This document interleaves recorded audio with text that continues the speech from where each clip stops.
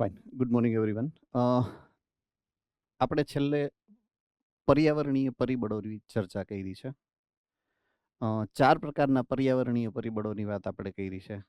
ચારે ચારમાં સૌથી પહેલું જે પરિબળ હતું પર્યાવરણનું, અજૈવિક પરિબળ. બરાબર છે. બે પ્રકારના પરિબળોની વાત આપણે સમજવાની છે, જૈવિક પરિબળ અને અજૈવિક પરિબળ. જૈવિક પરિબળને આ તમારા સિલેબસની અંદર ચેપ્ટર નંબર 1, 2, 3, 4 જે ક્લાસિફિકેશન છે, વર્ગીકરણ, એની અંદર ઓલરેડી સમજાવી દીધું છે દરેક પ્રકારના સજીવોને.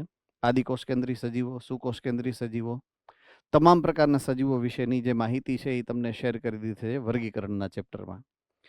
હવે અજૈવિક પરિબળોની જ ચર્ચા અત્યારે આ ચેપ્ટરની અંદર કરવાની છે. તો ચાર પ્રકારના અજૈવિક પરિબળોની વાત અહીંયા સમજવાની છે, જે તમને ઓલરેડી આપણે વાત કરી ચૂક્યા છીએ. તો પહેલું પરિબળ કયું હતું જેની આપણે વાત કરી હતી? કોણ કહી શકશે? હાથ ઉપર કરી શકો please. Yes, Modasa centre.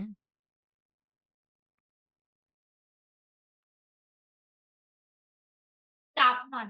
Yes, તાપમાન. ઓકે. બીજું કયું પરિબળ છે? ગુરુકુલ, રાજકોટ. પ્રકાશ. ગુડ. ત્રીજું પરિબળ મોરબી સેન્ટર.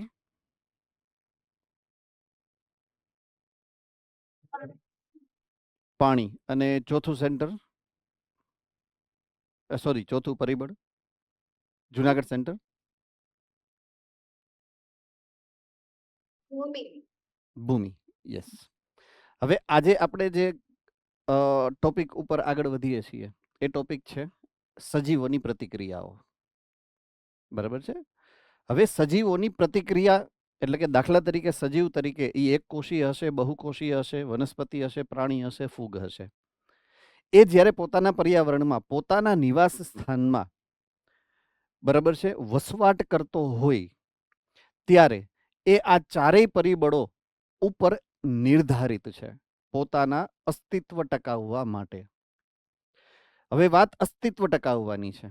તો આપણી શરૂઆત જ્યારે આપણે કઈ રીતે કોન્સેપ્ટ સમજવાની, ઇકોલોજી અથવા તો આખા નિવસન તંત્રની, તો કોન્સેપ્ટમાં જ આપણે એક ઘટના સમજી છે કે દરેક સજીવ પોતાનું અસ્તિત્વ ટકાવવા માટે પોતાની પર્યાવરણની અંદર રહેલા સજીવ હશે કે નિર્જીવ ઘટકો હશે એની હારે આંતરક્રિયા કરે છે.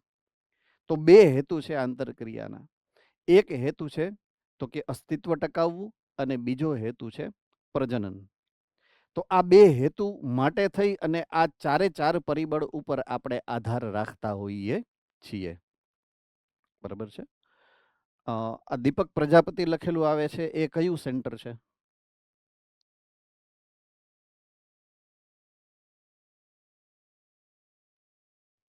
અમદાવાદ. અમદાવાદ સેન્ટર છે. ઓકે, નો પ્રોબ્લેમ. ઊભા થવાની, બંધ, આજુબાજુમાં વાત કરવાની, આવી કોઈ ઘટનાક્રમ જે છે એ પ્રમાણમાં ના થાય એનું આપણે ધ્યાન રાખશું. બરાબર છે. કેરફુલી આપણે ભણવાનું છે અને ભણવા જ આવ્યા છીએ. Do not get distracted. બરાબર છે. આજુબાજુમાં બીજી કોઈ વાતમાં ધ્યાન દેવાનું નથી. Please mind it.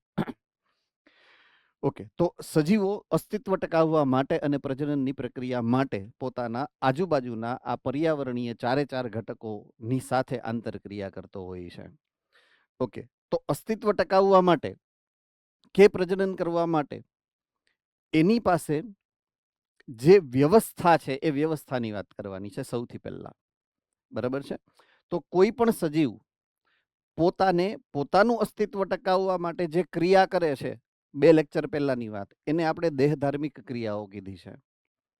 બરાબર છે. અને દેહધાર્મિક ક્રિયા કરવી છે તો એને ચયાપચય કરવું પડે છે.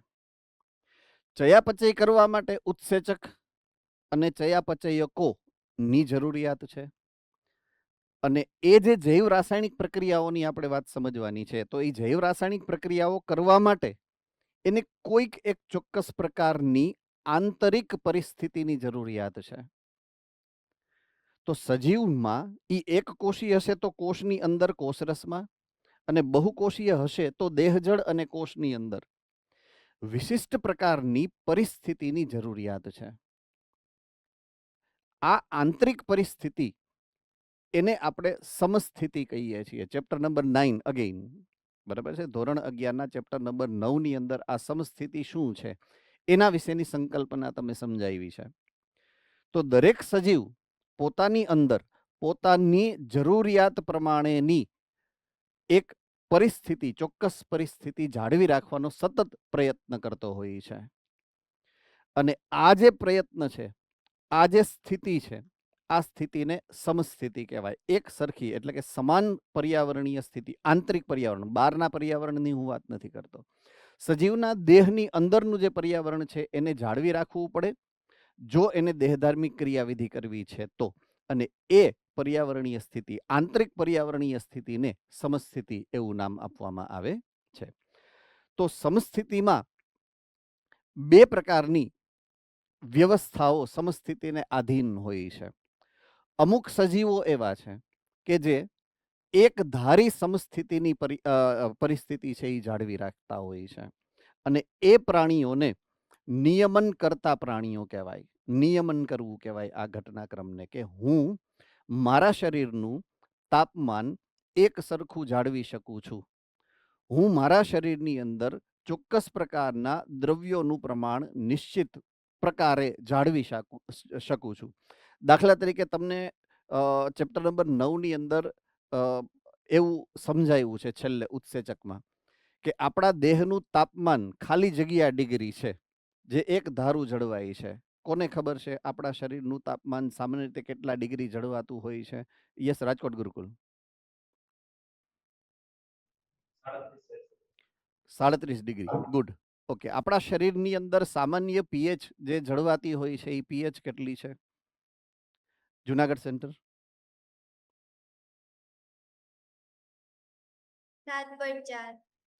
7ની આસપાસ. 7 થી થોડીક ઓછી પણ હોઈ શકે, 7 થી થોડીક વધુ પણ હોઈ શકે, પણ 7ની આસપાસની છે. એ જ પ્રમાણે આપણા શરીરમાં ગ્લુકોઝનું એક ચોક્કસ માપ છે કે જે સામાન્ય રીતે જળવાતું હોય છે. એ પણ એ જ ચેપ્ટરમાં આપેલ આંકડો છે. ગ્લુકોઝ કેટલું હોય છે આપણા રુધિરની અંદર, એ પ્રમાણ કેટલું છે? યસ, જુનાગઢ સેન્ટર 4.2 થી 6 milliosmol. Yes, right. Okay. So નિશ્ચિત છે કે એનાથી વધે કે ઘટે તો શરીર અલગ પ્રકારની પ્રક્રિયા કરશે, અલગ પ્રકારની ચયાપચય કરી અને ફરીથી એ પ્રમાણને જાળવી રાખશે. પાણીનું એક નિશ્ચિત પ્રમાણ હશે, દરેક ક્ષારોનું એક નિશ્ચિત પ્રમાણ હશે, દરેક આયનોનું એક નિશ્ચિત પ્રમાણ હશે. બરાબર છે. આશ્રુતિ એક દરે જળવાઈને રહેશે, તાપમાન એક દરે જળવાઈને રહેશે, પીએચ મેન્ટેન રહેશે. તો આપણે દેહધાર્મિક ક્રિયાવિધિ દ્વારા આપણા શરીરને એક સરખી સમસ્થિતિમાં જાળવી રાખી શકીએ છીએ. એક ક્ષમતા છે, બરાબર છે, એને નિયમન કરવું કહેવાય. અને આપણે જે પ્રકારના પ્રાણીઓ છીએ એને નિયમન કરતા પ્રાણીઓ કહેવાય. એ જ પ્રમાણે બીજા એવા પ્રાણીઓ છે કે જેનું નામ છે રૂઢિ અનુસરતા. ઇટ મીન્સ બહારનું પર્યાવરણ જે પ્રમાણે બદલાય એના શરીરની અંદરનું પર્યાવરણ પણ એ જ પ્રમાણે બદલાતું હોય. જો બારે તાપમાન વધે તો અંદરનું તાપમાન વધે, જો બહારનું તાપમાન ઘટે તો અંદરનું તાપમાન પણ ઘટે. એનો અર્થ એ છે કે એના શરીરની અંદરનું તાપમાન એક ધારું જળવાઈને રહેતું નથી, પણ પર્યાવરણના તાપમાન કે પર્યાવરણની ભૌતિક કોઈ પણ ક્રિયાવિધિ છે, દાખલા તરીકે આશ્રુતિ, તો આશ્રુતિ જો બદલાય બારે તો અંદર પણ આશ્રુતિ બદલાય. તો આ રીતે જો જે પ્રમાણે આજુબાજુમાં થાય એ જ પ્રમાણે એ પોતે શરીરની અંદર ફેરફાર કરે તો એને રૂઢિ અનુસરતા કહેવાય. હવે આ બે પ્રકારના સજીવોની હું વાત કરું, નિયમન કરતા હોય એવા અથવા તો રૂઢિ અનુસરતા હોય એવા. એ જો પોતાના પર્યાવરણમાં એ બેમાંથી એકેય પોતાનું જે મૂળ કામ છે એ ન કરી શકે. શું કામ? કારણ કે પર્યાવરણમાં મેજર ફેરફાર થાય, બહુ મોટો ફેરફાર થાય, અને એ ઝડપી હોય. એ ફેરફાર જે ઝડપથી પર્યાવરણ બદલાય એ ઝડપથી પોતે પોતાની દેહધાર્મિક ક્રિયાવિધિઓમાં કે શારીરિક ક્રિયાવિધિમાં ફેરફાર ન કરી શકે. તો ઓપ્શન નંબર 3 અને 4 આવશે. ઓપ્શન નંબર 3, સ્થળાંતરણ કરવું. દાખલા તરીકે ઉનાળો છે, એમાંથી શિયાળો આવે ધ્રુવીય પ્રદેશમાં, બરાબર છે, તો ધ્રુવીય પ્રદેશમાં સડનલી 0 ડિગ્રીમાંથી 30 ડિગ્રી થઈ જાય ટેમ્પરેચર. 0 માંથી 30 એટલે 30 ડિગ્રીનો ઘટાડો થઈ ગયો ડાયરેક્ટ. એકદમ વેરી શોર્ટ ડ્યુરેશન, એકદમ ઓછા સમયગાળાની અંદર. તો સજીવ કાંઈ એટલી ઝડપથી પોતાના શરીરમાં ફેરફાર ન કરી શકે, બરાબર છે. તો થાય હું, એ સજીવ ત્યાંથી ભાગી જાય, સ્થળાંતરણ કરી જાય. તો ધ્રુવીય પ્રદેશમાંથી સ્થળાંતરણ કરી અને એવા સજીવો વિષુવવૃત્તીય પ્રદેશ તરફ આવે. પછી અમુક સમયગાળા 2, 3, 4 મહિના પછી જ્યારે ફરી પાછો સિઝન બદલાય, ઋતુ બદલાય, એટલે ફરી પાછા એ પ્રાણી કે એ સજીવ પોતે પાછો પોતાના મૂળ નિવાસ સ્થાનમાં પાછો ફરે. તો એવા પ્રાણીઓને કહેવાય સ્થળાંતરણ કરતા પ્રાણીઓ, અથવા તો સ્થળાંતરણ કરતા પક્ષીઓ, અથવા તો સ્થળાંતરણ કરતી મત્સ્યો, રાઈટ. અને સૌથી છેલ્લું કે જો એ સ્થળાંતરણ નથી કરી શકતા, એની પાસે એબિલિટી, ક્ષમતા જ નથી કે એટલું લાંબુ અંતર કાપી શકે. પક્ષી છે તો ઉડી શકે, વેલ છે તો તરી શકે, સે ફોર એક્ઝામ્પલ, રાઈટ. પણ એવા સજીવો છે કે જે વાતાવરણમાં ફેરફાર સહન પણ નથી કરી શકતા અને સ્થળાંતરણ પણ નથી કરી શકતા. તો ચોથો ઓપ્શન લાગુ પડે ને એ છે મુલતવી રાખનારા કે ઢીલમાં નાખનારા. મુલતવી એટલે સસ્પેન્ડ થવું, સસ્પેન્ડ થવું એટલે નિષ્ક્રિય થઈ જવું. એક શબ્દ તમને આની પહેલાના કોઈક ચેપ્ટરની અંદર સમજાવવામાં આવ્યો હશે અને એ છે સુષુપ્તાવસ્થા, બરાબર છે. સુષુપ્તાવસ્થાનો અર્થ કોને ખબર છે? હેન્ડ રેઝ કરીને કોઈ આપી શકે જવાબ તો. સુષુપ્તાવસ્થા, રાજકોટ ગુરુકુલ.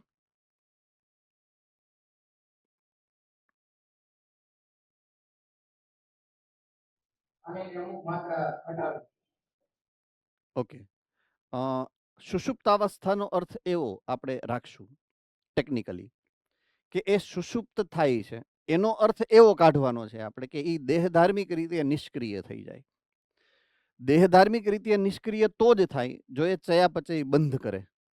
સો અલ્ટિમેટલી ચયાપચયની પ્રક્રિયાને અટકાવી દે ટેમ્પરરીલી, રાઈટ. હવે પ્રશ્ન જે સ્ટુડન્ટે જવાબ આપ્યો એના સંદર્ભે વાત કરું કે ભાઈ પાણી ગુમાવી દે પોતે, તો ચયાપચય, મેં એવું કીધું ચયાપચય બંધ કરે, મને જવાબમાં સ્ટુડન્ટ તરફથી એવું મળ્યું કે પાણી હટાવી દે. તો ચયાપચયનું માધ્યમ પાણી જ છે. હવે સમજાય છે? તો હું મારા કોષની અંદરથી પાણી જો ગુમાવી દઉં તો ઓટોમેટિક ચયાપચયની પ્રક્રિયા જે માધ્યમમાં થતી હતી માધ્યમની ગેરહાજરી થઈ જાય. એટલે જવાબ બે સાચા જ છે, બરાબર છે. એક ક્રિયાવિધિ છે કે જો એને સુષુપ્ત બનવું છે તો એ શું કરે કોષ, તો કે કોષ પોતાનું પાણી ગુમાવી દે. પણ સુષુપ્તાવસ્થા એટલે શું થાય? તો કે ચયાપચય બંધ કરવું, ચયાપચયની દ્રષ્ટિએ નિષ્ક્રિય બનવું, બરાબર છે. હવે બહુકોષી સજીવ છે તો પણ એ પોતે પોતાની ચયાપચયની પ્રક્રિયા અટકાવી અને પોતે નિષ્ક્રિય બની શકે છે. એના ઉદાહરણો આપણે આગળ સ્લાઇડ્સની અંદર જોશું, બરાબર છે. ઓકે, હવે આમાં કોઈને ડાઉટ નથી, અને જો ડાઉટ હશે તો બી આપણે 4 ઓપ્શનને 1 બાય 1 ઉદાહરણોથી જોવાના જ છે, બરાબર છે. તો પહેલી જે આપણે અજૈવિક પરિબળોની પ્રતિક્રિયાની વાત કરવી છે, તો પહેલી પ્રતિક્રિયાનું નામ છે નિયમન કરનારા, બરાબર છે. મેં કીધું એ પ્રમાણે આપણા જેવા સજીવો એટલે તમામ પ્રકારના સસ્તન પ્રાણીઓ અને તમામ પ્રકારના પક્ષીઓ, આ બે વર્ગો એવા છે કે જે પોતાના શરીરનું તાપમાન અને આશ્રુતિ અથવા તો ચયાપચયકોનું પ્રમાણ એક ધારું જાળવી શકે, બરાબર છે.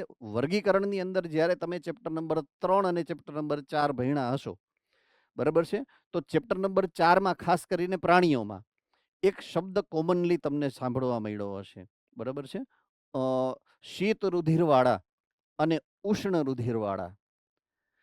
રેડી? તો આ શબ્દ આની સાથે રિલેટેડ છે. ઉષ્ણ રુધિરવાળાનો મતલબ શું થાય જો તમારામાંથી કોઈને ખબર હોય તો? ઉષ્ણ રુધિરવાળાનો મતલબ? યસ, રાજકોટ ગુરુકુલ. વાતાવરણનું તાપમાન બદલાય પણ શરીરનું તાપમાન જ નથી. Yes, good. આપણે જેની વાત હમણાં આની પહેલાની સ્લાઇડમાં કરી એ પ્રમાણે કે ભાઈ આપણા શરીરનું તાપમાન એક ધારું આપણે જાળવી શકીએ. તો આપણા શરીરનું તાપમાન એક ધારું જાળવી શકીએ એ બી 37 ડિગ્રી સેલ્સિયસ, એટલે એ એક ઠંડુ તાપમાન નથી. 37 is high temperature, because average temperature આપણે કેવું લઈ છીએ 25 ડિગ્રી. આપણે રૂમ ટેમ્પરેચર આરટી કેટલું લઈ છીએ 25 ડિગ્રી, તો એના કરતાં તો 3.5 ડિગ્રી વધારે છે ને, એટલે એને ઉષ્ણ કહેવાય. તો આપણે ઉષ્ણ રુધિરવાળા છીએ. તો શીત રુધિરવાળાનો મતલબ હવે શું થાય? Yes, Bhuj centre. જે સજીવો પોતાના શરીરનું તાપમાન જાળવી ન શકે, સ્થિર ન જાળવી શકે. યસ, તો આપણે મેં કીધું તું બીજા નંબરનો ઓપ્શન, જે એ પ્રકારના પ્રાણીઓ કે જે પોતે પોતાના શરીરનું તાપમાન જાળવી નથી શકતા. તો ટૂંકમાં મારો કહેવાનો મતલબ એ છે કે જ્યારે હું એમ કહું કે નિયમન કરનારા, તો એનું અર્થઘટન આપણે એવું કરવાનું છે કે એ ઉષ્ણ રુધિરવાળા પ્રાણીઓ છે. બરાબર છે ને? રૂઢિ અનુસરતા પ્રાણીઓ જ્યારે આના પછીનો ટોપિક આવશે એ હશે શીત રુધિરવાળા પ્રાણીઓ. તો આ પ્રમાણે આપણે એને કોરિલેટ કરીએ છીએ. જૂનું એક ચેપ્ટર જે આપણે ભણીએ ક્લાસિફિકેશનનું, એને આની સાથે.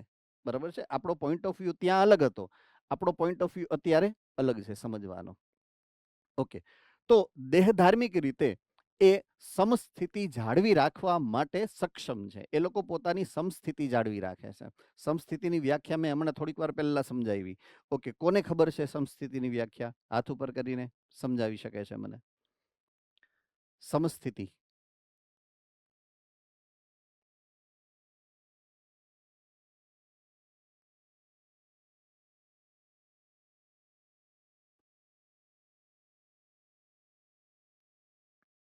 કોઈ નહીં?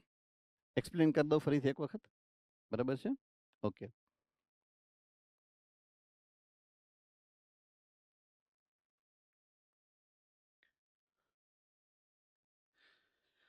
શબ્દ સમ અને સ્થિતિ. સમ એટલે સમાન,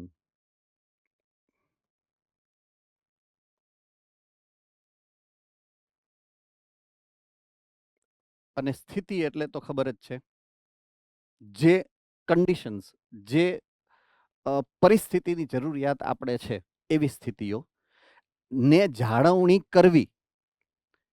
બરાબર છે? સમાન રીતે. તો આ સમાન એટલે કોના સંદર્ભે સમાન? તો કે ચયાપચયના સંદર્ભે. ચયાપચય માટે જરૂરી પરિસ્થિતિને જાળવી રાખવાનો જે ઘટનાક્રમ છે એને સમસ્થિતિ કહેવાય. તો ચયાપચય માટે જરૂરી પરિસ્થિતિ તમને ચેપ્ટર નંબર 9 કીધી એ પ્રમાણે પહેલું તાપમાન 37 ડિગ્રી, બીજું પીએચ 7ની આસપાસ. બરાબર છે? પાણીનું પ્રમાણ અમુક નિશ્ચિત, એ તો સજીવ પ્રમાણે અલગ અલગ હોય.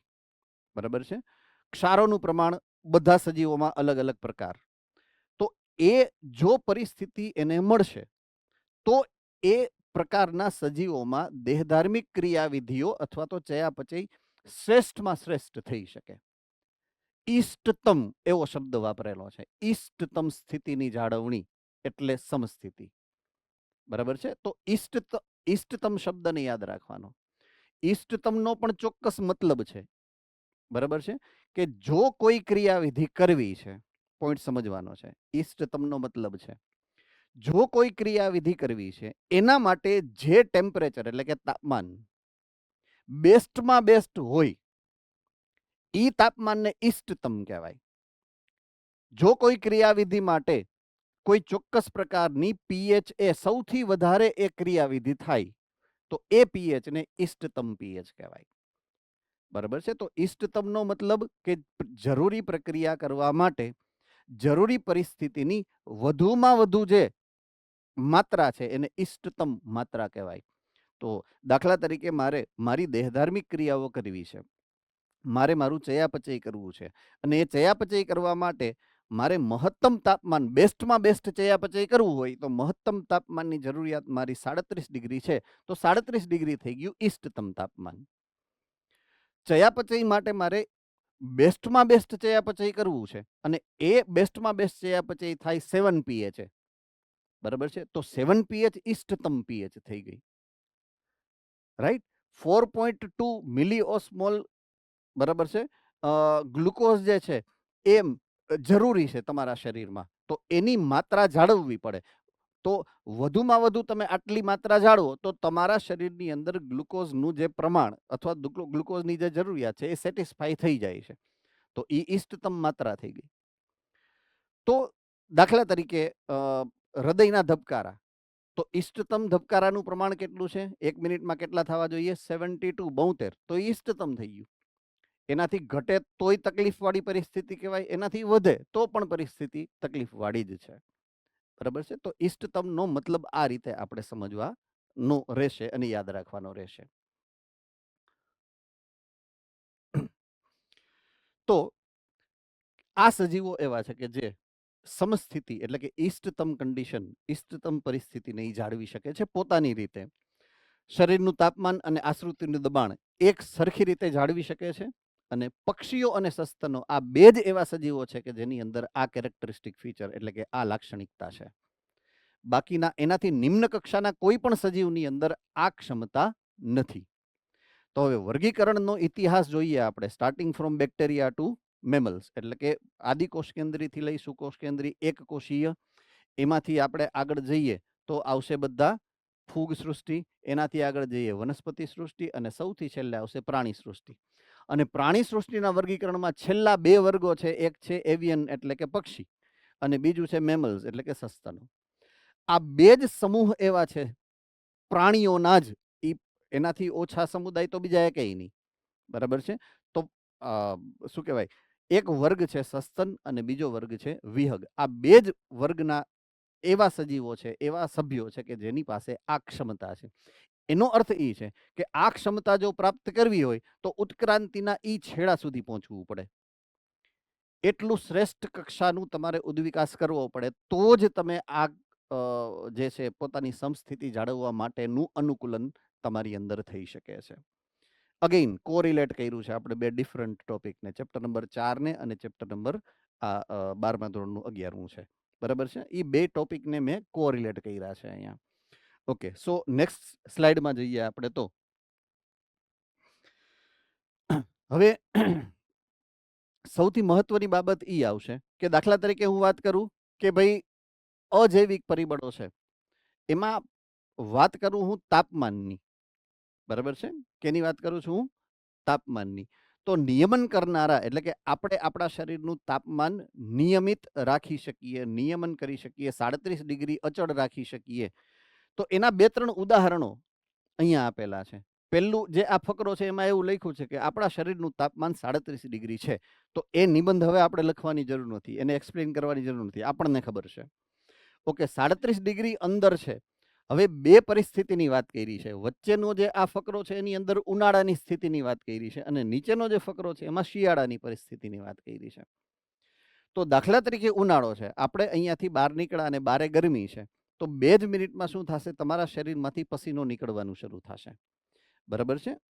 તો પસીનો નીકળવો એ ક્રિયાવિધિ છે, તમારા શરીરની દેહધાર્મિક ક્રિયાવિધિ છે, બરાબર છે. અને તમારા શરીરમાંથી આ પસીનો નીકળે અને તમે ઉનાળામાં તમારી જાતની રક્ષા કરી શકો છો કે બહારની ગરમી તમારા શરીરની અંદર ન જઈ શકે, બરાબર છે. બારે સે ફોર એક્ઝામ્પલ 45 ડિગ્રી સેલ્સિયસ તાપમાન છે, પણ તમારે તો 37 એક ધારું જાળવી રાખવાનું છે, બરાબર છે. તો તમારા શરીરનું તાપમાન 37માંથી 38 કે 38માંથી 39 ન થાય, એના માટે તમારા શરીરને 12 કરતાં ઠંડુ રહેવાનું છે. બહારનું તાપમાન કેટલું છે? 45 ડિગ્રી, બરાબર છે. તો એના કરતાં આપણા શરીરને ઠંડુ રહેવાનું છે. તો આપણું શરીર શું કરે? આપણા શરીરના ચામડીમાંથી બહારની બાજુએ પાણીના ટીપા એટલે કે પરસેવો નીકળે, પ્રસ્વેદ થાય. તો સૂર્યપ્રકાશ એની ઉપર જ પડશે, અથવા તો ગરમી જે છે એનું શોષણ આ પાણી દ્વારા થઈ જશે, અને પાણી બાષ્પીભવન પામી અને બહાર જશે, હવામાં, વાતાવરણમાં મુક્ત થઈ જશે. તો એ ગરમીની અસર તમારી ચામડી ઉપર નહીં થાય. એ હીટ અથવા તો એ ઉષ્મા છે એ ના દ્વારા તમારા શરીરની અંદર તાપમાનનો વધારો નહીં થાય. તો આ એક અનુકૂલન છે. હા, બીજું છે કે અહીંયા ઉદાહરણ, એનાથી તમારે બચવું છે. તો જો 4 વ્હીલર હોય ને એસી ચાલુ કરી દો તો તમને એ ગરમીની અસર થવાની જ નથી, બરાબર છે. તમે રૂમની અંદર જે અત્યારે બેઠા હશો, કદાચ પંખો કે એસી, કોઈક એવી વ્યવસ્થા હશે કે જે તમને આ ગરમીથી રક્ષણ આપતી હશે. એ બધી કૃત્રિમ વ્યવસ્થાઓ છે. મેં જે પરસેવાની વાત કરી, પ્રસ્વેદની વાત કરી, એ કુદરતી વ્યવસ્થા છે. તો આપણી પાસે તો ઓલ્ટરનેટ, હ્યુમન્સ પાસે તો વ્યવસ્થા છે જ બીજી કૃત્રિમ વ્યવસ્થાઓ પણ, બરાબર છે. શિયાળાની વાત કરીએ તો શિયાળામાં દાખલા તરીકે બહારનું તાપમાન 10 ડિગ્રી છે અને તમારા શરીરમાં 37 ડિગ્રી તાપમાન જાળવી રાખવું છે. તો દાખલા તરીકે તમે રૂમમાંથી બહાર નીકળી અને રોડ ઉપર ગયા છો અને રોડમાં 10 ડિગ્રી સેલ્સિયસ તાપમાન છે, તો તમારું શરીર ઇમિડિયેટલી શું કરશે? ધ્રુજવા માંડશે. શું કરશે? ધ્રુજવા માંડશે. તો ધ્રુજવાથી શું થાય? ધ્રુજવાથી એવું શું થાય કે જેનાથી તાપમાન જે છે એનું આપણે સંરક્ષણ કરી શકીએ, બરાબર છે. તો એક વેરી સિમ્પલ લોજિક તમારે સમજવાનું છે, હું તમને એક્સપ્લેન કરું છું, બરાબર છે. હવે દાખલા તરીકે આપણે જ્યારે શ્વસનની પ્રક્રિયાઓની વાત કરી હતી, જે સમયે 11મા ધોરણમાં એક શ્વસનની આખો એક ચેપ્ટર આવી ગયું છે, એમાં ગ્લુકોઝનું દહન, એમાં ગ્લાયકોલાઇસિસ કે આગળની જે પણ ચક્રીય પ્રક્રિયાઓ છે, તો આખી ગ્લુકોઝના દહનની પ્રક્રિયામાં એક ગ્લુકોઝના દહનથી અમુક ચોક્કસ પ્રકારના એટીપીના અણુઓ, એ સંખ્યા કેટલી છે હું ભૂલી ગયો, કેટલી સંખ્યામાં એટીપી મુક્ત થાય છે ગ્લુકોઝના દહનથી? મોડાસા સેન્ટર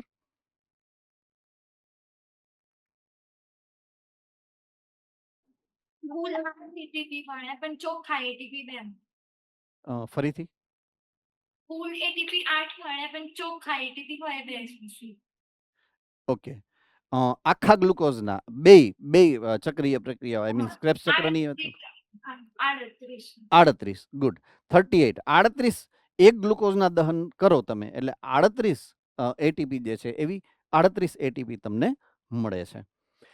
હવે 38 એટીપી માટે જે ઉર્જા જરૂરી છે એ ઉર્જા એને ગ્લુકોઝમાંથી મળી છે. ગ્લુકોઝના રાસાયણિક બંધ તૂટ્યા, બરાબર છે, કાર્બન કાર્બન કાર્બન હાઇડ્રોજન કે હાઇડ્રોજન ઓક્સિજન વચ્ચેના રાસાયણિક બંધ તૂટ્યા, એ બંધ તૂટવાથી મુક્ત થઈ ઉર્જા, અને આ જ મુક્ત થતી ઉર્જાનો ઉપયોગ કરી અને એટીપી બન્યા છે.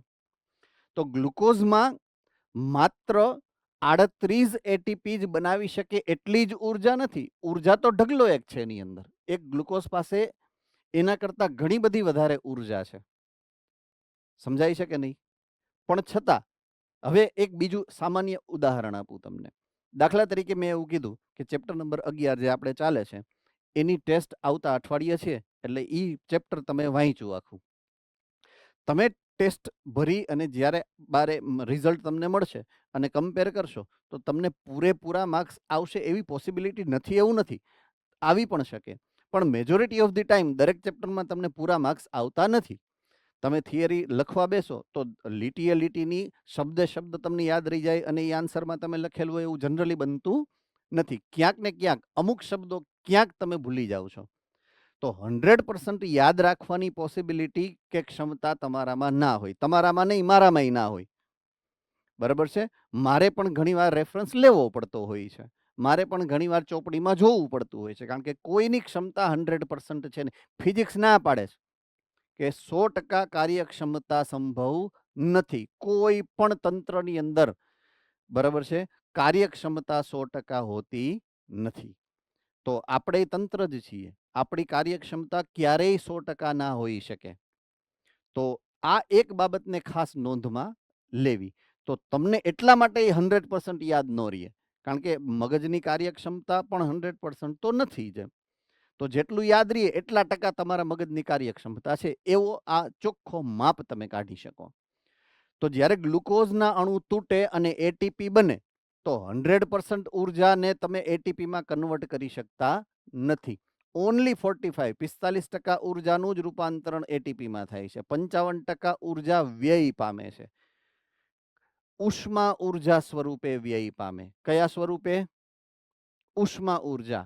બરાબર છે? તો એક ગ્લુકોઝનો અણુ તૂટ્યો તો આપણે 50-50 કરી નાખીએ, 45-55 નહીં, 50-50 કરી નાખીએ તો લગભગ 38 એટીપી ની જે ઉષ્મા ઉર્જા છે એટલી ઉષ્મા ઉર્જા મુક્ત થાય એક ગ્લુકોઝના દહનથી. બરાબર છે? ઉષ્મા ઉર્જાનો મતલબ શું થાય? ગરમી. રાઈટ? ઉષ્મા ઉર્જાનો મતલબ શું થાય? તો કે ગરમી. તો હવે એ તમારા શરીરને તો ખબર જ છે કે ગરમી અંદર ઉત્પન્ન કરવી હોય તો ગ્લુકોઝના અણુ દહન કરાવવું પડે. તો તમે માનો છો કે તમારા શરીરના દરેક કોષો પાસે ગ્લુકોઝનું દહન કરી શકે એવી વ્યવસ્થા છે? હા કે ના? હેન્ડ રેઝ કરીને જરાક આન્સર આપવો જોઈએ. ગુરુકુલ રાજકોટ.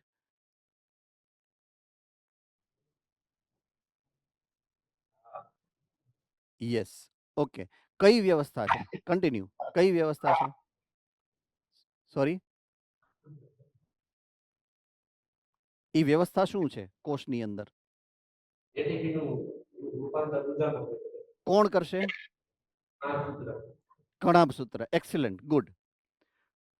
ઓકે. સો આપણા દરેક કોષની પાસે એ વ્યવસ્થા છે, કણાભ સૂત્ર. બરાબર છે, અને એ ગ્લુકોઝનું દહન કરી શકે. હવે પાછો હું જાઉં છું શિયાળામાં, જ્યાંથી આપણે શરૂ કરી હતી આ સ્ટોરી, ત્યાં પર ફરી પાછો હું આવું છું. રૂમની હું બહાર નીકળો, બરાબર છે, શેરીમાં કે રોડ ઉપર આવ્યો અને મને ઠંડી લાગી, તો મારા શરીરને ઠંડી લાગવાનો મતલબ હું, મારું શરીર ઉષ્મા ઉર્જા ગુમાવે છે. તો જે સ્પીડે એ ગુમાવે છે એ સ્પીડે અંદર પાછી ઉત્પન્ન કરવી પડે. તો મારા શરીરને જો અંદર ઉષ્મા ઉર્જા ઉત્પન્ન કરવી છે તો મારા શરીરને ગ્લુકોઝનું દહન કરવું પડશે. ગ્લુકોઝનું દહન મફતમાં ન થાય કાંઈ. ગ્લુકોઝનું દહન કરવા માટે એક્ટિવિટી કરવી પડે, ક્રિયા કરવી પડે, બરાબર, હલનચલન ને પ્રચલન કરવું પડે, બરાબર. તો તમે હાલો તો છો, પણ હાલીને જેટલી ઉષ્મા ઉર્જા મળે એટલી ઉષ્મા ઉર્જા પૂરતી નથી.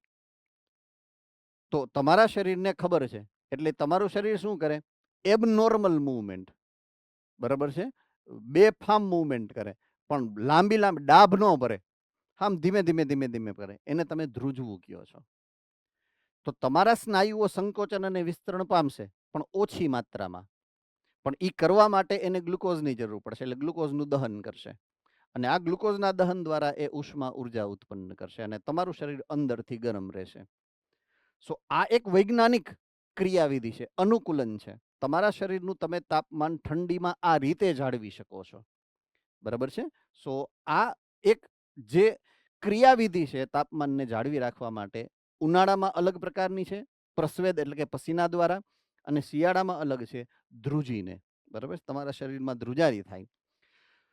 તો તમે કસરત કરો છો, તમે ધ્રુજો છો, ત્યારે તમારા શરીરમાં ગરમી ઉત્પન્ન થઈ શકે છે, જે તમારા શરીરમાં તાપમાનને વધારી શકે છે. ઘટાડવા માટે પ્રસ્વેદ છે અને વધારવા માટે સ્નાયુ સંકોચન છે, અથવા તો ગ્લુકોઝનું દહન છે.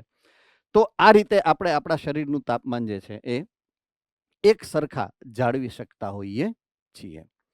હવે એક ખાસ કેસ સ્ટડી છે, બરાબર છે, કે આજે હું વાત કરું છું ક્રિયાવિધિ, કે દાખલા તરીકે મારે મારા શરીરને અંદરથી જાળવી રાખવું છે ગરમ ને ગરમ એક ધારું. જ્યારે મારા શરીર મારા વાતાવરણની વાત કરું તો મારા આજુબાજુનું પર્યાવરણ બહુ જ ઠંડુ છે, અને મારે મારા શરીરને એક ધારા તાપમાને જાળવી રાખવું છે, એનો અર્થ એ છે કે મારે ગ્લુકોઝનું દહન કરવું પડશે. એમાં એ રાઈટ ઓર રોંગ, હાથ ઉપર કરો જોઈએ,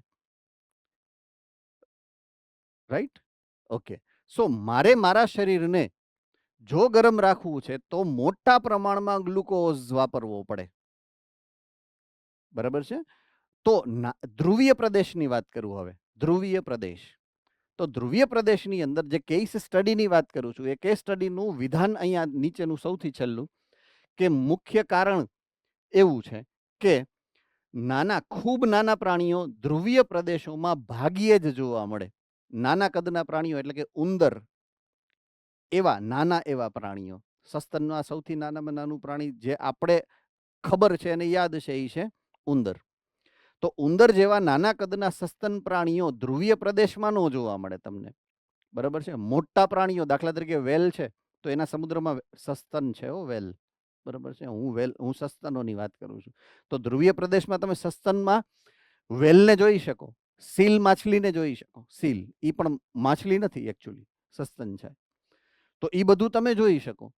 શું કામ? કારણ કે એ મોટા કદના છે, નાના નથી. નાના કદના પ્રાણીઓની પાસે એવી ક્ષમતા છે જ નહીં કે એટલા મોટા પ્રમાણમાં ઉર્જાને વેસ્ટ કરી શકે, રાઈટ? એટલે એની ક્ષમતા નથી. એટલે ખાસ કરીને આ એક કારણ એવું છે વૈજ્ઞાનિક, કે જેને કારણે દાખલા તરીકે હું મારી વાત કરું તો આપણા શરીરની અંદરનું જે કુલ કદ છે, બરાબર છે, એના કરતાં મારી સપાટીનું કદ છે એ ઓછું હોય.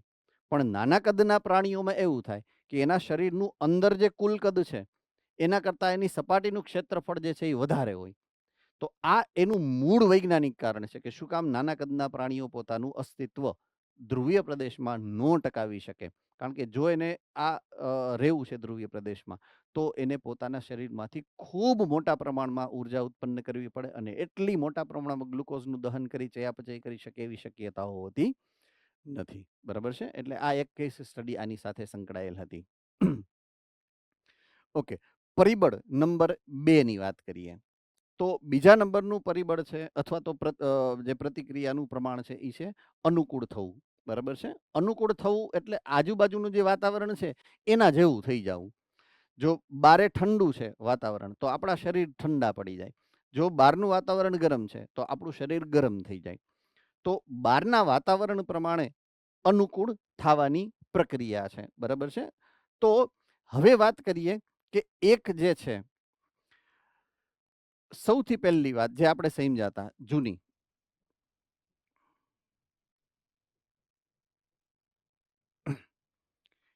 અહીંયા જે વાય એક્સિસ છે, વાય અક્ષ છે, એની અંદર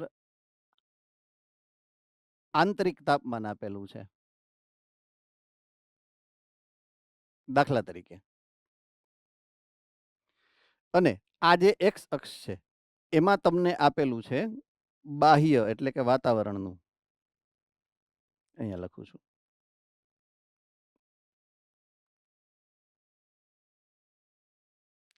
બહારનું તાપમાન જેમ જેમ વધે, બહારનું તાપમાન દાખલા તરીકે 0 ડિગ્રી સેલ્સિયસ છે,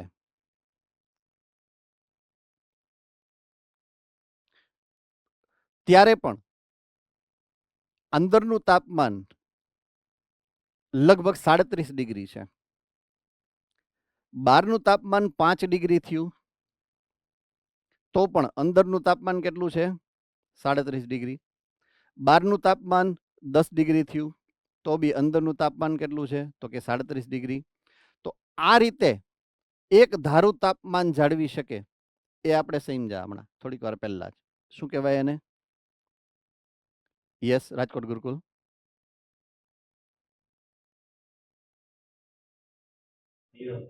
નિયમન કરવું. નિયમન કરવું. હવે બહારનું તાપમાન જેમ જેમ બદલાય એમ એમ પોતાના શરીરનું તાપમાન પણ વધે. એને કહેવાય અનુકૂળ થનારા. બહારના તાપમાનને અનુલક્ષીને પોતાના શરીરનું તાપમાન એ અનુકૂલિત કરી દે. બરાબર છે. એટલે આ ગ્રાફની અંદર આ સમજાવેલું છે, બીજું કશું જ નથી. બરાબર છે. આ એક ગ્રાફ સમજાવે છે તમને બે પ્રકારના જે અલગ અલગ પ્રકારના સજીવોની આપણે વાત કરી એ.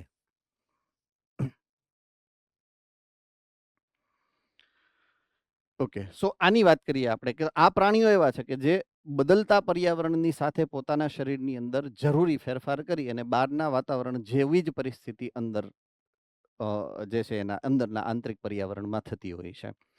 જો સ્થળજ પ્રાણીઓની વાત કરીએ અથવા તો સ્થળજ વનસ્પતિઓની વાત કરીએ તો આજુબાજુના પર્યાવરણની અંદર જેટલું તાપમાન બદલાશે એ પ્રમાણે શરીરની અંદરના તાપમાનની અંદર એમાં ફેરફાર થશે. અને જો જલીય પર્યાવરણના સજીવોની વાત કરીએ તો જલીય પર્યાવરણમાં પાણીની આશ્રુતિની વાત છે. તો એના જલીય માધ્યમમાં જે પ્રમાણે આશ્રુતિ હશે, આશ્રુતિમાં ફેરફાર હશે એ પ્રમાણે એના શરીરની અંદરની આશ્રુતિની અંદર ફેરફાર જોવા મળશે. બરાબર છે.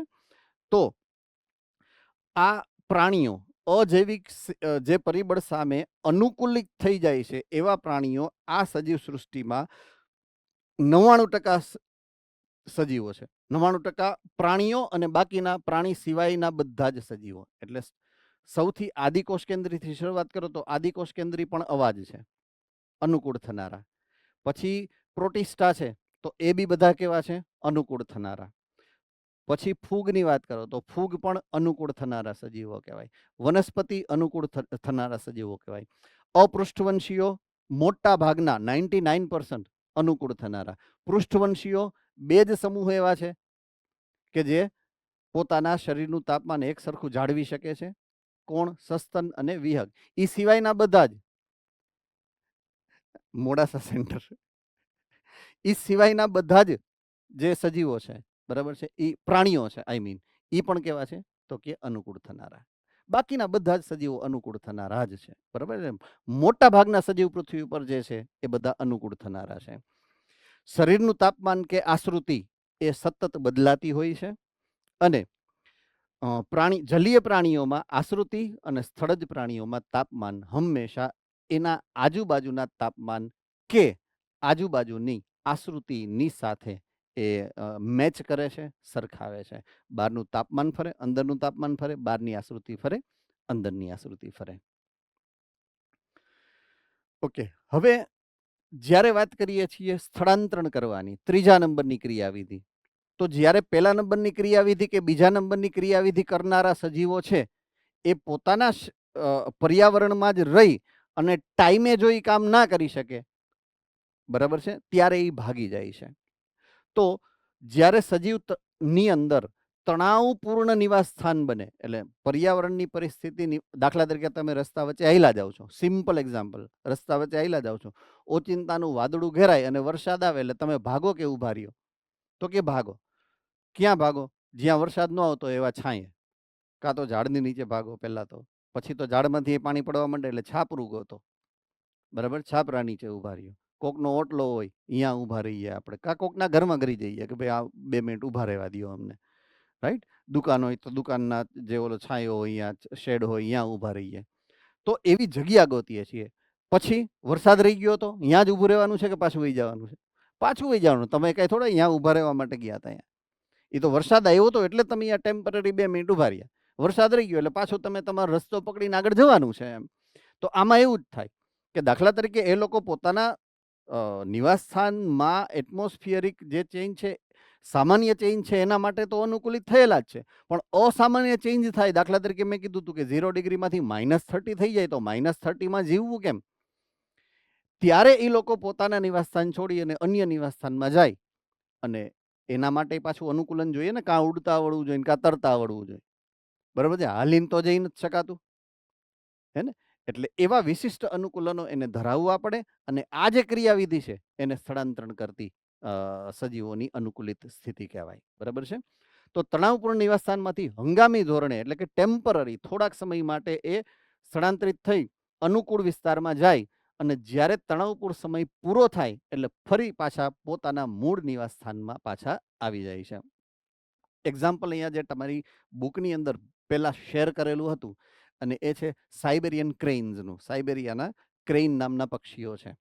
તો રાજસ્થાનના કેવલાદેવ રાષ્ટ્રીય ઉદ્યાન છે, ત્યાં એ માઇગ્રેટરી બર્ડ, એટલે કે સ્થળાંતરણ કરતા પક્ષી સ્વરૂપે આવતા હોય છે. લગભગ દરેક સિટીમાં, નળ સરોવર આપણે અમદાવાદ સેન્ટરની આસપાસનો વિસ્તાર, તો ત્યાં બી એ સ્થળાંતરણ પક્ષીઓ આવે છે. કચ્છમાં, બરાબર છે, તો કચ્છની અંદર પણ કંઈક એક બહુ મોટું છે વિસ્તાર, ત્યાં બી આવે છે. એટલે અલગ અલગ જગ્યાએ જ્યાં જ્યાં મોટા સમૂહો હશે, ખાસ જલીય નિવાસ સ્થાન, આઈ મીન જલીય સ્ત્રોતો હશે, બરાબર, ત્યાં આ માઇગ્રેટરી બર્ડ્સ જે છે એ આવતા હોય છે, બરાબર છે. તો આ એક બહુ કોમન વસ્તુ છે, સ્થળાંતરણ કરવું એમ. પણ એના માટે થઈ અને વિશિષ્ટ અનુકૂલનો હોવા, જે તે પક્ષીઓ અથવા તો જે તે પ્રાણી જે સ્થળાંતરણ કરે છે એના માટે હોવા જરૂરી છે. તો આ સાઇબેરિયન ક્રેઇન છે જેની વાત મેં કરી છે, કે એ કોઈ એક ચોક્કસ નિવાસસ્થાનમાં જ્યાં એને પાણી અને પૂરતો ખોરાક મળે એવા જ નિવાસ સ્થાનમાં એ પોતે જનરલી જોવા મળતા હોય છે. કારણ કે એ ત્યાં આવી અને હવે પોતે પ્રજનન કરશે, 2-3 માસ એ ત્યાં રહીએ. એ દરમિયાન એના પ્રજનનની ક્રિયાવિધિમાં ઈંડા મૂકવા, સેવવાથી લઈ અને બચ્ચા થોડાક મોટા થાય, ઉડવા માટે સક્ષમ થાય, ત્યાં સુધીનો સમયગાળો આવી જાય. બચ્ચા ઉડવા માટે સક્ષમ થઈ જાય ત્યાં સુધીમાં એ અહીંયાથી પાછા પોતાના મૂળ નિવાસ સ્થાન તરફ બચ્ચાને લઈ અને પહોંચી જાય છે, બરાબર છે. સો થાય કેવું કે એના નિવાસ સ્થાનની વાત કરો તો એના નિવાસ સ્થાનમાં તો સામાન્ય સંજોગ હશે, ધ્રુવીય પ્રદેશ છે, તો બરફ આચ્છાદિત હોય, તો આપણા ઉનાળામાં અહીંયા તો 0 ડિગ્રી જ હશે. હવે 0 ડિગ્રીએ એટલીસ્ટ જેને કહેવાય કે લિંગી પ્રજનનમાં તો તકલીફ પડવાની જ છે. એટલે પ્રજનન એ પોતાના પર્યાવરણમાં નથી કરી શકતા. તો માઇગ્રેશન દરમિયાન જ્યારે એ આપણી બાજુ આવે, આપણા ક્ષેત્રોમાં આવે, તો આપણા ક્ષેત્ર, દાખલા તરીકે આપણો શિયાળો છે, એનું તાપમાન હશે 8 ડિગ્રી, 10 ડિગ્રી કે 12 ડિગ્રી. તો 10 કે 12 ડિગ્રી સેલ્સિયસ એ પોતે પ્રજનન કરવા માટે, લિંગી પ્રજનન કરવા માટે સક્ષમ હોય છે, બરાબર છે. એટલે આ વાતાવરણનો ફાયદો ઉઠાવે છે. એટલે એક કાંકરે 2 પક્ષી મરે છે અહીંયા. એક તો એ પોતે પોતાના જે જેને કહેવાય ને કે પ્રતિકૂળ પર્યાવરણ છે એનાથી પણ બચે છે, અને બીજું એ લિંગી પ્રજનન પણ કરી શકે છે. એટલા માટે જ મેં કીધું એમ કે એ પાણી અને ખોરાક બેય હશે ને એ જ જગ્યાએ પસંદ કરે છે સ્થળાંતરણ પામવું. તો આ ખાસ એક મુદ્દો વધારાનો, એક્સ્ટ્રા, આઈ મીન તમારે મગજમાં કોન્સેપ્ટ તરીકે યાદ રાખવો પડશે, બરાબર છે. છેલ્લી વાત કરીએ, મુલતવી રાખવું, સસ્પેન્ડ, સુષુપ્ત બનવું, સામાન્ય ભાષામાં જે મેં એક્ઝામ્પલ પહેલા જ સમજાવ્યું હતું એ પ્રમાણે, બરાબર છે. તો સુષુપ્તાવસ્થા અથવા તો મુલતવી રહેવાની અવસ્થા બહુ કોમનલી તમે સમજી છે બીજની વાત જ્યારે સમજાવી હતી તમને ત્યારે, બરાબર. ચેપ્ટર નંબર 5 અંદર જ્યારે બીજની વાત કરી, બીજની સુષુપ્તાવસ્થા પણ તમને સમજાવી હશે કદાચ. તો બીજની સંરચના કેવી છે કે એની અંદર એક ભ્રૂણ છે અને બીજની અંદર આ ભ્રૂણ સુષુપ્ત અવસ્થા ગાળતો હોય છે. દેહધાર્મિક રીતે અથવા તો ચયાપચયી રીતે એ નિષ્ક્રિય બને. તો વાતાવરણ જ્યારે પ્રતિકૂળ બને છે તો એ પ્રતિકૂળ વાતાવરણની અંદર પોતે પોતાનું અસ્તિત્વ ટકાવવા માટે સામાન્ય રીતે અમુક ચોક્કસ સમયગાળા સુધી એ પોતાની ચયાપચયની પ્રક્રિયાને અટકાવે છે. આ ઘટનાક્રમને સુષુપ્તાવસ્થા કહેવાય છે. બરાબર છે. બેક્ટેરિયા, ફૂગ, નિમ્ન કક્ષાની વનસ્પતિ, બરાબર છે. આઈ રિપીટ, બેક્ટેરિયા, ફૂગ અને નિમ્ન કક્ષાની વનસ્પતિ એટલે કે ત્રિઅંગી સુધી એક વિશિષ્ટ સંરચના જોવા મળે છે અને એનું નામ છે બીજાણુ. બહુ સામાન્ય શબ્દ આપણે સમજો છે, યાદ રાખ્યો છે, લખ્યો છે, બરાબર છે. એક બીજાણુ સાથે બે પોસ્ટફિક્સ એટલે કે પ્રતિશબ્દો જોડાયેલા છે. બીજાણુ અવસ્થા અને બીજાણુ કોષ, બરાબર છે. બે અલગ વસ્તુ છે. બીજાણુ કોષ એટલે કે અલિંગી પ્રજનન કરતો કોષ છે અને બીજાણુ અવસ્થા એટલે આ સુષુપ્તાવસ્થા છે જેની હું વાત કરું છું, બરાબર છે. તો બીજાણુ અવસ્થાની હું વાત કરું છું, બીજાણુ કોષની નહીં. Mind it very well. બીજાણુ કોષ જ્યારે અલિંગી પ્રજનનની વાત હતી વનસ્પતિઓમાં કે ફૂગમાં કે એક કોષીય સજીવોમાં, ત્યારની વાત હતી. આ સુષુપ્ત અવસ્થા છે.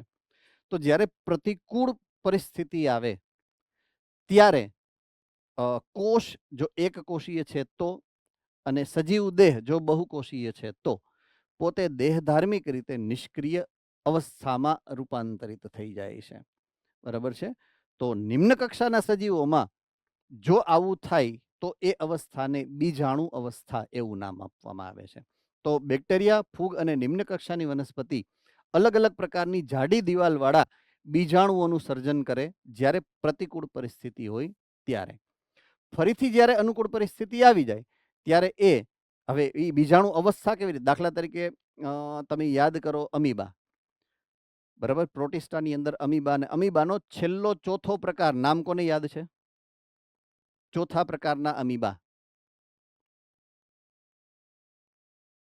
અમરેલી સેન્ટર.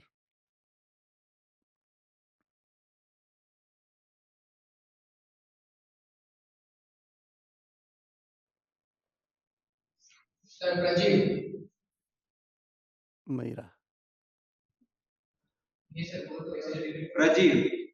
જો પ્રોટિસ્ટામાં પ્રજીવ અને પ્રજીવમાં અમીબા. અમીબાના 4 પ્રકાર છે, 4-5. પહેલું અમીબાસમ, બીજું પક્ષમલ, કશાધારી અને હજી ચોથું કયું એમ પૂછું છું. યસ, જુનાગઢ. યસ, સ્પોરોઝોઇડ અથવા તો બીજાણુ ધારી, બરાબર છે. મોરબી સેન્ટર.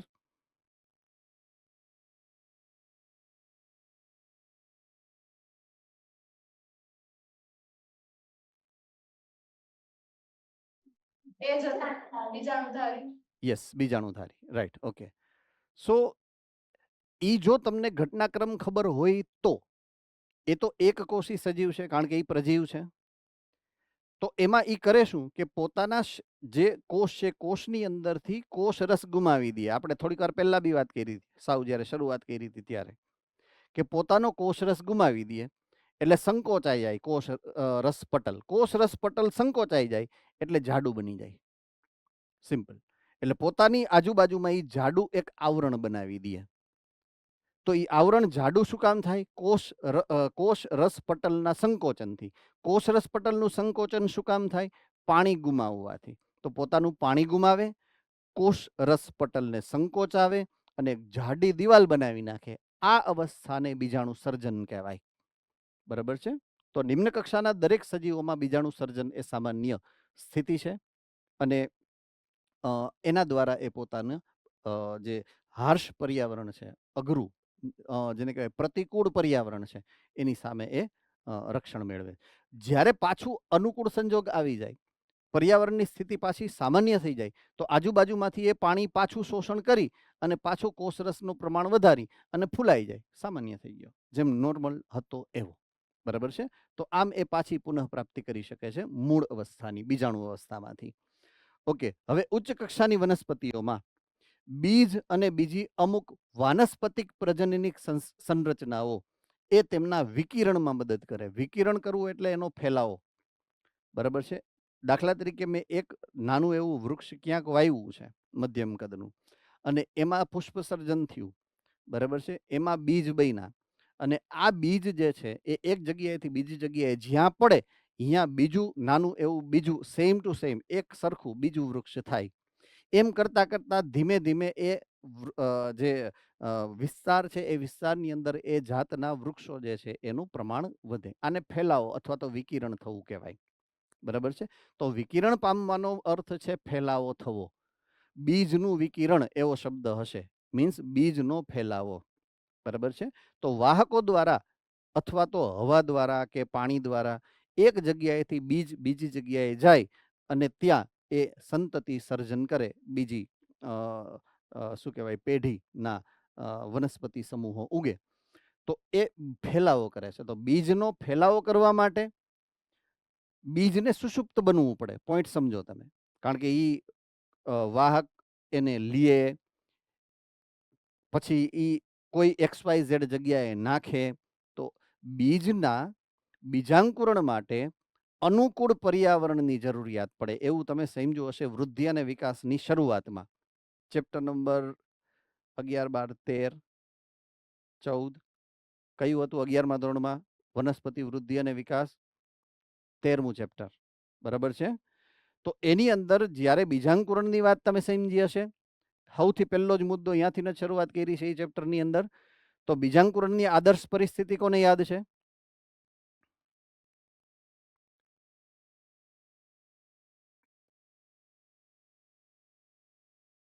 યસ, રાજકોટ ગુરુકુલ.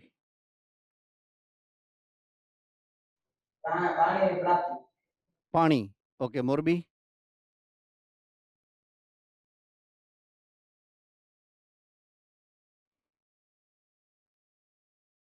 ભેજવાળું વાતાવરણ. ભેજવાળું વાતાવરણ, ધેટ ઇઝ પાણી. બીજું?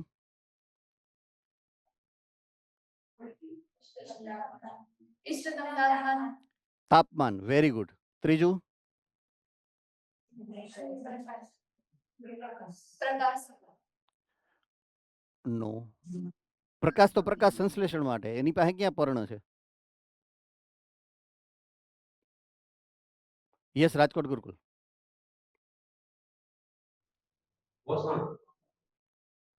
એની પાસે છે. બીજની અંદર બીજપત્ર, બીજપત્રની અંદર પોષણ છે જ. એ વ્યવસ્થા એને કરેલી છે. ઓકે, હવે બીજની અંદર બીજપત્ર, એની અંદર પોષણ, એની અંદર પોષક દ્રવ્ય. પોષક દ્રવ્યમાંથી ઉર્જા છૂટી પાડવી છે તો શું કરવું પડે?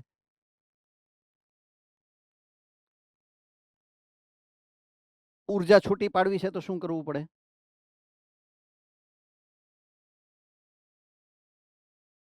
શ્વસન. કમોન, ઉર્જા છૂટી પાડતી પ્રક્રિયા શ્વસનની છે. શ્વસન કરવી હોય તો એને શેની જરૂર પડે? યસ, મોડાસા?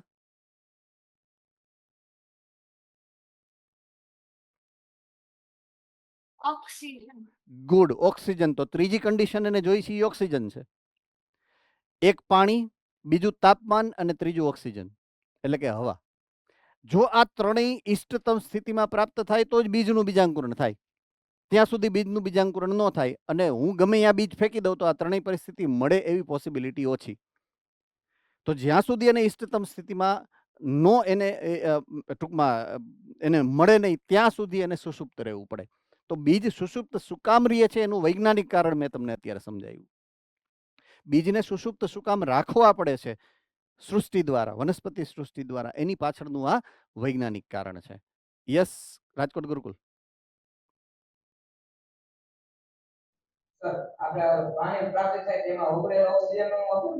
ફરીથી? હા, ઓકે. પાણી ની અંદર ઓક્સિજન ઓગળેલો નથી, સંયોજાયેલો છે. H2O છે, H2+O નથી. પ્લસ હોય ને તો એ મિશ્ર હોય. H2O ધેટ ઇઝ એની હારે સંયોજાયેલો છે. મુક્ત તો આપણે શું કામ શ્વસન કરવું જોઈએ? પાણીના 2 કોગળા ન પી લઈ તો આપણે આખી એક સિસ્ટમની જરૂરિયાત જ નહોતી જો પાણીમાં જ ઓક્સિજન મળી જતો તો. અન્ડરસ્ટુડ? જો કોન્સેપ્ટ સમજો તમે, અહીંયા સંયોજિત અવસ્થામાં છે ઓક્સિજન. એટલે તો પ્રકાશ સંશ્લેષણમાં ઓક્સિજનની પ્રાપ્તિ માટે આપણે પાણીના અણુને તોડ્યો છે. બરાબર છે? તોડ્યો ત્યારે ઓક્સિજન મુક્ત થયો છે. અને પાછું સૃષ્ટિમાંય એવો હિસાબ રાખવો પડે બેટા કે તમે જેટલા ઓક્સિજન સૃષ્ટિમાંથી લીધા છે ને એટલે પાછા આપવા પડે. પોઈન્ટ સમજો, એ જ પોઈન્ટ છે મેઇન, કે મેં જ્યારે પાણીનો અણુ પ્રકાશ સંશ્લેષણમાં તોડી અને ગ્લુકોઝ બનાવ્યો છે, ત્યારે મારે એ જ્યારે ગ્લુકોઝ પાછો તોડું છું ત્યારે એટલા જ પાણીના અણુ પાછા આપવા પડે છે સૃષ્ટિને. એટલે શ્વસન પ્રક્રિયામાં પાણીના અણુ ઉત્પન્ન થાય છે. જો તમને ખ્યાલ હોય તો 12 પાણીના અણુ ઉત્પન્ન થાય છે, જો ઇક્વેશનને પ્રોપરલી યાદ રાખવું હોય તો. બરાબર છે?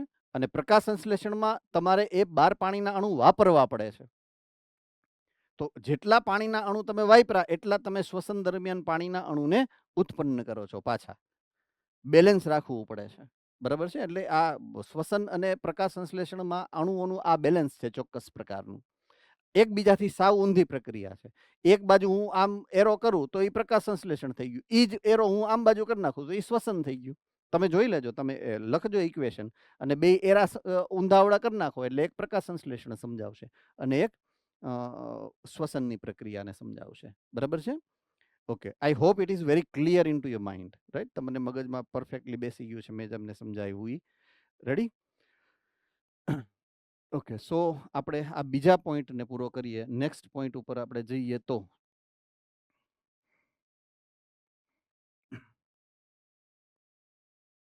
હવે પછીની જે વાત આપણે કરવાની છે એ અનુકૂલનની કરવાની છે. હવે અનુકૂલન શબ્દ આપણા માટે ધોરણ 6 થી આપણી સામે આવેલો છે. ધોરણ 6 માં અનુકૂલન સમજાવ્યા છે. એક કારણ મેં તમને સમજાવ્યું હતું, કદાચ મેં તમને કીધું ઉદાહરણ, ઓલું છેલ્લું, આ ઊંટને રણનું જહાજ કહેવામાં આવે છે, વૈજ્ઞાનિક કારણ આપો. બધાને આવડતું હોય. તો અનુકૂલનને જો આપણે વ્યાખ્યાયિત કરવું હોય તો હાઉ કેન યુ ડિફાઇન? કઈ રીતના તમે વ્યાખ્યા આપી શકો છો અનુકૂલનની? Yes, any one of you. હવે રાજકોટ ગુરુકુલ, મોરબી, જુનાગઢ અને મોડાસા એ 4 સિવાયના વિદ્યાર્થીઓ બોલજો, કારણ કે બધાનો ચાન્સ તો આવવો જોઈએ ને. આપણે હોશિયાર એટલે આપણો ચાન્સ એવો થોડું હોય કઈ. હે ઈડર, કાંઈક એકાદો જવાબ દો તો મને આમ હૈયે શાંતિ થાય. અનુકૂલન એટલે શું? એવું તમારે મને આ પ્રશ્નનો જવાબ આપવો હોય તો કઈ રીતે આપી શકો? મોડાસાને ના પાડી છે, જુનાગઢ ને ના પાડી છે, મોરબી ને ના પાડી છે, બરાબર, અને ગુરુકુલને ના પાડી છે રાજકોટ. હિંમતનગર, અમરેલી, બરોડા, અમદાવાદ એ હાલશે તમ તારે. હો, ખીજાણો એટલે કે એનો મતલબ એવો નહીં જવાબ નહીં દેવાના. તમને વાત કરવાની ના પાડી, જવાબ દેવાની ના નથી પાડી.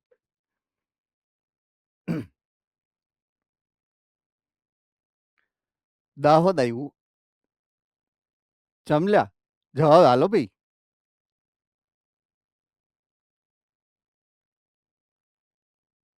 અનુકૂલનના પ્રશ્નનો જવાબ નથી તમારી પાસે. ગજબ ગજબ ટેલેન્ટ છે. હાલો, હવે જેને આવડે છે એ હાથ ઉપર કરો. બીજું હું? હા હા, મોડાસા બોલો બોલો. હાલો. પરિસ્થિતિ પ્રમાણે પ્રતિચાર આપવો. ગુડ. પરિસ્થિતિ જે વાતાવરણમાં ફેરફાર થાય એ પ્રમાણે આપણે એની પ્રતિક્રિયા આપવી, ફેરફાર કરવો ટૂંકમાં. બરાબર છે? તો જ્યારે સજીવ પોતાના પર્યાવરણને હિસાબે પોતાની કાં તો સંરચનામાં ફેરફાર કરે અથવા તો પોતાની ક્રિયાવિધિ એટલે કે દેહધાર્મિક ક્રિયામાં ફેરફાર કરે, વર્તણૂકમાં ફેરફાર કરે. બરાબર છે? દાખલા તરીકે ઠંડી લાગે અને ધ્રુજવા માંડીએ, એ વર્તણૂકીય ફેરફાર કહેવાય. છે દેહધાર્મિક રીતે થયેલો ફેરફાર, પણ વર્તણૂક બદલાય. ટેમ્પરરીલી, દાખલા તરીકે વાત આવે, ઠંડી લાગે ને આપણે બારણા બંધ કરીને ઘરમાં અંદર છુપાઈ જાય, તો એ વર્તણૂકીય ફેરફાર છે તો અનુકૂલન જ, બરાબર છે. એ અનુકૂલન છે કે આપણે બચવું હોય તો આપણે કાંઈક વ્યવસ્થા કરવી પડે. તો એ જે વ્યવસ્થા કરીએ છીએ, એ જે ફેરફાર કરીએ છીએ, એને આપણે કહીએ છીએ અનુકૂલનો, બરાબર છે. તો અનુકૂલનની વ્યાખ્યાને હું બહુ જાજી ડિટેલમાં સમજાવવાનો પ્રયત્ન એટલા માટે નથી કરતો કે નાનપણથી ભણતા આવીએ છીએ. તો સજીવ દેહમાં થતા ફેરફાર જે હશે, તો ફેરફારના પ્રકારની વાત કરું. પહેલું, બાહ્યાકારકીય એટલે કે લક્ષણોમાં ફેરફાર. જો મારે ઉડવું છે, સે ફોર એક્ઝામ્પલ, તો મારે પાંખ વિકસાવવી પડે, બરાબર છે. જો મારે તરવું છે તો મારી અંદર મીન પક્ષની રચના બનવી જોઈએ, બરાબર છે. જો મારે રણ પ્રદેશમાં રહેવું છે તો અહીંયા દેખાય છે એ પ્રકારની સંરચના હોવી જોઈએ. તો આ દેહધાર્મિક નથી, આ રચનાકીય ફેરફાર છે, બાહ્યાકાર, મોર્ફોલોજીકલ, બરાબર છે. બીજું દેહધાર્મિક, જો મારે ધ્રુજવું છે, ઠંડીથી રક્ષણ મેળવવું છે તો ધ્રુજવું પડશે, દેહધાર્મિક ક્રિયા છે. ગરમીથી રક્ષણ મેળવવું છે તો મારે પ્રસ્વેદ કરવી પડશે, તો આ એક દેહધાર્મિક ફેરફાર છે. અને ત્રીજું બિહેવિયરલ, વ્યવહારિક, બરાબર છે. ઉદાહરણ તરીકે તમે શેરીમાં હાલ્યા જાઓ છો મસ્ત હાઈ ક્લાસ આરામથી ડોન બનીને, અને સામેથી બીજા પ્રકારનો ડોન આવ્યો, કૂતરો, બરાબર છે. તો તમે જે ડોન હતા એના કરતા કૂતરો ડોન વધારે સ્ટ્રોંગ બને, અને તમારી સામે જ્યારે કાન ઊંચા કરી અને જોવે અને તમારી વર્તણૂક જે બદલે, એની વાત કરું છું. એ અનુકૂલન છે. એણે શું કર્યું? પોતાના ખાલી કાન જ ઊંચા કર્યા. કાન જેવા ઊંચા કરે ને એટલે પૂરું થઈ ગયું. વર્તણૂકીય ફેરફાર એણે કરી. શું કામ? કારણ કે એને એવું લાગે કે તમે એને મારવા આવો છો. એ પોતે અસુરક્ષા મહેસૂસ કરે એટલે એ પોતાની વર્તણૂક ફેરવે. ઓર એલ્સ સૂતું છે, આપણે એમ થાય કૂતરું હૂતું છે, અને તમે અહીંયાથી નીકળો અને સીધું મોઢું ઉપર કરે, તમારી બાજુ ફેરવે અને કાન ઊંચા કરે. બસ એટલું જ આપણા માટે ઇમ્પોર્ટન્ટ છે, જરૂરી છે આપણા ભાગવા માટે. તો તમે ભાગો, એ તમારું બિહેવિયર છે. એ કાન ઊંચા કરે, એ એનું બિહેવિયર છે. તો એ અનુકૂલન છે. એ અનુકૂલન તમે સમજી ગયા, એ તમારું અનુકૂલન છે, રાઈટ. તો એ બિહેવિયરલ અનુકૂલનના ઉદાહરણો, સામાન્ય ઉદાહરણો આપણી ડેઇલી લાઈફમાં થતા હોય એવા છે. ઘણા અનુકૂલનો લાંબા ઉદ્વિકાસ પછી ઉત્પન્ન થતા હોય છે, રાઈટ. એટલે ઘણા એટલે લગભગ બધા અનુકૂલનો બધા ઉદ્વિકાસનું જ પરિણામ છે. આપણે હંમેશા આ જ સ્ટેટમેન્ટને યાદ રાખશું, અનુકૂલનોને કારણે જ ઉદ્વિકાસ થાય છે, બરાબર છે. ઓકે, હવે પહેલી વાત કરીએ છીએ મોર્ફોલોજીકલ, એટલે દેહધાર્મિક નહીં, આપણા શરીરના લક્ષણોમાં, બાહ્યાકાર લક્ષણોમાં થતા ફેરફારો, બરાબર છે. તો એના અમુક ઉદાહરણો જે અહીંયા આપેલા છે એ તમારી સામે હું શેર કરું છું. પહેલું ઉદાહરણ જે છે એ છે કાંગારૂ ઉંદર, બરાબર છે. અમેરિકા એક ક્ષેત્ર છે, કોન્ટિનેન્ટ એટલે કે ખંડ છે, એના બે ભાગ પડે, ઉત્તર અમેરિકા, દક્ષિણ અમેરિકા. ઉત્તર અમેરિકાની અંદર ઉપરની બાજુએ કેનેડા છે, વચ્ચે યુએસ એટલે કે યુનાઇટેડ સ્ટેટ્સ ઓફ અમેરિકા છે, અને નીચેની બાજુએ છે મેક્સિકો. તો વચ્ચેનો જે ભાગ છે યુએસ એટલે કે અમેરિકા વાળો, એની અંદર એના કેન્દ્ર સ્થાન, આપણે કેમ ભારતના કેન્દ્રમાં મધ્યપ્રદેશ છે, એમ એના કેન્દ્રની અંદર નેવાડા ને એવા બીજા અમુક જે રાજ્યો છે, એ રાજ્યો રણપ્રદેશ છે. ત્યાં આ પ્રકારના ઉંદર જોવા મળે છે, બરાબર છે. એ ઉંદરના જે આ ઉદર પ્રદેશ છે, અહીંયા એક પાઉચ, કોથળી હોય, અને એ કોથળીમાં એ પોતાના બચ્ચાને સાચવી રાખે છે વિષમ પર્યાવરણથી બચાવવા માટે. એટલે એને કાંગારૂ રેટ કહેવામાં આવે છે, કાંગારૂ ઉંદર કહેવામાં આવે છે. એ કાંગારૂ ઉંદરનું નામ કાંગારૂ ઉંદર શું કામ છે એ મેં તમને સમજાવ્યું, બરાબર. એ અનુકૂલન આપણા માટે જરૂરી નથી અત્યારે. તો એ રણપ્રદેશમાં રહેવા માટે કયા કયા અનુકૂલનો ધરાવે છે એ આપણો રસનો વિષય છે અત્યારે, બરાબર છે. તો બે અનુકૂલનો અહીંયા લખેલા છે. બે પ્રકારના અનુકૂલનો એની અંદર જોવા મળે છે. તો પહેલું, એ પોતાને બહારથી જ્યારે પાણીની જરૂરિયાત છે અને બહારથી પાણી મળતું નથી, ત્યારે એ પોતાના શરીરની અંદર રહેલા ફેટ એટલે કે લિપિડ, બરાબર છે, ચરબી, મેદ, એ ચરબીનું બીટા ઓક્સિડેશન કરે. ઈ વળી શું હોય છે એમ, બરાબર છે. તો ચરબીનું ઓક્સિડેશન કરે. ઓક્સિડેશનનો મતલબ આપણે ચોખ્ખો કઈ પૂછતો નથી, એક્સપ્લેન નથી કરતો, સીધો કહી દો. ઓક્સિડેશન એટલે દહન. બરાબર છે. તમે શ્વસન પ્રક્રિયા ઓક્સિડેશનની પ્રક્રિયા છે એવું સમજ્યા છો. તો શ્વસનમાં કાર્બનિક દ્રવ્યનું દહન થાય, મંદ દહન થાય. એટલે હું સ્ટ્રેટ વે તમને કહી દઉં છું કે અહીંયા એ ચરબીનું મંદ દહન કરે છે, એટલે કે ઓક્સિડેશન કરે છે. તો જ્યારે ચરબીનું મંદ દહન કે ઓક્સિડેશન કરશે ત્યારે એના ફળ સ્વરૂપે પાણીના અણુઓ પ્રાપ્ત થાય, મુક્ત થાય. બરાબર છે. શું મુક્ત થાય? તો કે પાણીના અણુ. તો પોતાની ચરબીના અણુઓમાંથી એ પાણીના અણુઓ બનાવી શકે. તો જ્યારે બહારથી એને પાણી નથી મળતું અને પોતે જીવતું રહેવા માટે ચયાપચયની જરૂરિયાત પ્રમાણે જો પાણીની જરૂરિયાત હશે ત્યારે એ ચરબીનું બીટા ઓક્સિડેશન કરી અને પાણી મેળવી લેશે. અંદરથી નહીં, બહારથી પીવાની જરૂરિયાત પડશે નહીં. બરાબર છે. એ જ વસ્તુ ઊંટમાં પણ છે. ઊંટની અંદર ખૂંધ છે. ખૂંધમાં ચરબીનો સંગ્રહ છે એવું તમને સમજાયું હશે. તો એના માટે જ છે, બીટા ઓક્સિડેશન માટે જ, કે એને જો લાંબા સમય સુધી પાણી ન મળે તો એ ચરબીનું દહન કરી, બીટા ઓક્સિડેશન કરી અને પાણીના અણુઓ ઉત્પન્ન કરી અને પોતાના ચયાપચયની જરૂરિયાત મુજબ પાણી જે છે એ એને પ્રાપ્ત કરી શકે છે. બીજી એની અનુકૂલન છે સાંદ્ર મૂત્રનું વિસર્જન. તો તમે જ્યારે મૂત્ર વિશેની વાત કરી, મૂત્ર નિર્માણની ક્રિયાવિધિ ઉત્સર્જન તંત્રમાં સમજ્યા હતા. તો આપણી મૂત્ર નિર્માણની ક્રિયાવિધિમાં ઉત્સર્જન તંત્રની ખાસિયત જ એ છે, મૂત્રપિંડની ખાસિયત જ એ છે કે એ સાંદ્ર મૂત્રનું નિર્માણ કરે છે. તો શું કામ? કારણ કે આપણા શરીરમાં પાણીનું પ્રમાણ જાળવી રાખવા માટે. તો એ જેમ આપણી અંદર મૂત્રપિંડ એ કામ કરે છે, એમના મૂત્રપિંડ પણ એ જ કામ કરે છે, કારણ કે એ પણ સસ્તન છે. બરાબર છે. ઉંદર સસ્તન પ્રાણી છે, તમારી જાણ માટે, ભલે કદમાં નાનું છે. રાઈટ. તો એની અંદર પણ આપણા જેવી જ મૂત્રપિંડની સંરચના છે જે સાંદ્ર મૂત્રની રચના કરે છે. એ પાણીને જાળવી રાખે છે, બહાર નહીં નીકળવા દે.